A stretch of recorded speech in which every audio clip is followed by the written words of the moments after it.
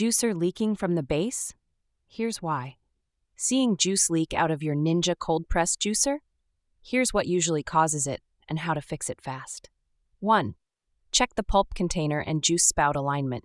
Make sure the pulp container is fully pushed into place and the juice spout is correctly seated. Even a small gap can cause leaking during juicing. 2. Watch the fill level. Overfilling the feed chute or adding too much produce at once can cause backup and leaks. Juice slowly, giving the auger time to extract and separate properly. 3. Keep the base and seals clean. Leftover pulp or debris around the juicing base can block seals and cause leaks. Use a narrow cleaning brush to clear out pulp after every use. We've linked a brush set below that's perfect for this. 4.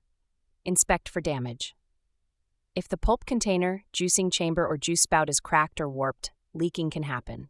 If damage is visible, reach out to Ninja support. If everything's aligned, clean, and undamaged, your Ninja cold press should juice leak-free. If you need better cleaning tools, we've linked a brush set that works great for cold press juicers. If this helped, subscribe to No Filler Fixes for more quick appliance breakdowns. Thanks for watching, and juice easy.